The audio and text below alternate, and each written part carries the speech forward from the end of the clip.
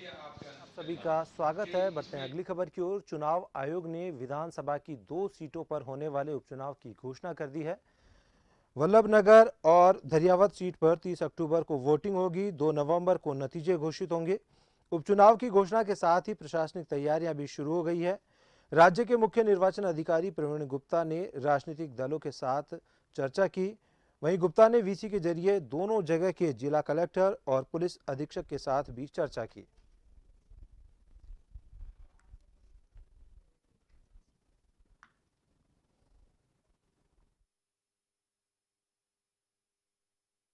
दरियाबाद 157 और वल्लभनगर 155 की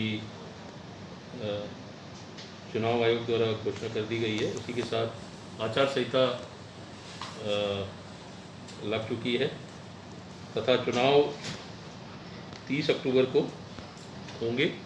और इस बार जो व्यवस्था की गई है, काउंटिंग होगी 2/11 को और लास्ट डेट ऑफ विड्रॉल है 13/10 और डेट ऑफ स्क्रूटनी है 11/10। तो इस तरह से 1 से 8 तक नॉमिनेशंस लिए जाएंगे। जो चेंजेस हुए हैं मुख्य, उसमें साइलेंस पीरियड 72 घंटे का है चुनाव से पहले, जो कि 27 तारीख को शाम तक रहेगा।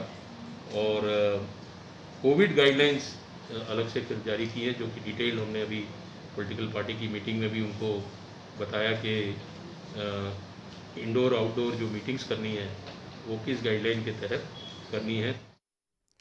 और ज़्यादा जानकारी के लिए जन टीवी के न्यूज कोऑर्डिनेटर योगेंद्र शर्मा जी हमसे ऑनलाइन पर जुड़ चुके हैं। योगेंद्र शर्मा जी से हम खबर को लेकर ज़्यादा जानकारी लेंगे। योगेंद्र जी, उपचुनाव की घोषणा के साथ ही प्रशासनिक तैयारियां भी शुरू हो गई है, वहीं आदर्श आचार संहिता भी लग गई है। बात अगर मुख्य निर्वाचन अधिकारी प्रवीण गुप्ता की जाए तो उन्होंने आज राजनीतिक जो दल हैं उनके साथ चर्चा भी की है। वहीं वीसी के जरिए वहां के जिला कलेक्टर और पुलिस अधीक्षक के साथ भी चर्चा की है। तो इन चुनाव को लेकर किस तरीके की तैयारियां मानी जा सकती है?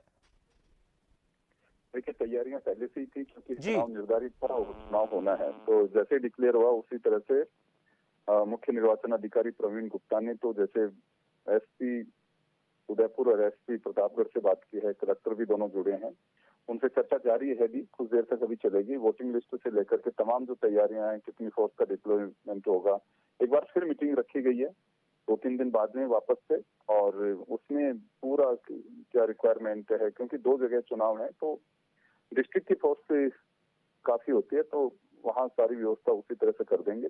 लेकिन ये देखिए, दोनों चीज चुनाव बहुत महत्वपूर्ण है। एक बीजेपी के खाते में थी सीट, एक कांग्रेस के खाते में। दरियावद सीट कांग्रेस बीजेपी के पास में थी, वल्लभगढ़ कांग्रेस के पास में थी। तो दोनों ही ओर से कोशिश की जाएगी। और जैसे इलेक्शन डिक्लेयर हुआ तो गोविंद सिंह डोटासरा ने प्रभारी मंत्री जो उदयपुर के हैं, प्रताप सिंह खाचरियावास, और अर्जुन बामनिया या नहीं होने की वजह से वो मिल नहीं पाए। और धर्मेंद्र राठौड़ जो मुख्यमंत्री के, ये कहा जाता है कि राजनीतिक मामलों में काफी दखल रखते हैं, वो उनके साथ में चर्चा हुई है। बीजेपी ने भी अपनी ओर से जैसे गुलाब चंद कटारिया से बात हुई है तो उनका कहना है कि तैयारी है हमारी, क्योंकि मालूम था कि इलेक्शन डिक्लेयर होना है और हम पूरी कोशिश करेंगे। लेकिन देखिए, दरियावद से भी ज्यादा वल्लभगढ़ का एक रोचक मुकाबला होगा, क्योंकि सत्तावत जो फैमिली है उसमें सबसे बड़ी बात यह है कि टिकट किसको मिलेगा अभी। क्योंकि कोशिश ये की जाएगी कि दोनों तरफ से जिन सीट पे जिस पार्टी के खाते में थी उसके परिवार के सदस्य को दी जाए। क्योंकि ये रिजल्ट जो पिछले 3 विधानसभा चुनाव हुए थे उसमें आपको ध्यान होगा कि परिवार के सदस्य ही जीते। तो यही आजमाने की कोशिश दोनों पार्टियां करेंगी कि परिवार के सदस्य को दिया जाए। लेकिन वल्लभगढ़ में अभी सत्तावत फैमिली में पूरी तरह से क्लियरिटी नहीं है। वो आपसी जो मतभेद है उसकी वजह से अभी कांग्रेस के सामने बड़ा संकट है कि टिकट किसको दिया जाए। लेकिन देखते हैं, अभी इलेक्शन डिक्लेयर हुए हैं और मुकाबला काफी रोचक रहेगा।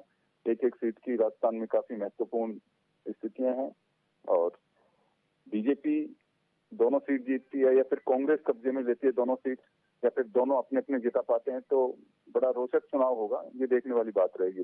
जी पवन जी, तमाम जानकारी के लिए आपको बता दें कि जन टीवी के न्यूज कोऑर्डिनेटर योगेंद्र शर्मा जी हमारे साथ जुड़े और उन्होंने बताया कि मुख्य निर्वाचन अधिकारी प्रवीण गुप्ता ने राजनीतिक दलों के साथ चर्चा की और गुप्ता ने वीसी के जरिए उदयपुर और प्रतापगढ़ के कलेक्टर और एसपी के साथ चर्चा भी की है। तैयारियों को लेकर उन्होंने प्रशासनिक तैयारियां शुरू कर दी है। बैठक फिर होगी और उसके बाद में आपको बता दें कि वल्लभ नगर और दरियावद में 30 अक्टूबर को वोटिंग होगी और 2 नवंबर को नतीजे घोषित होंगे। इस दौरान मुकाबला त्रिकोणीय रहने वाला है।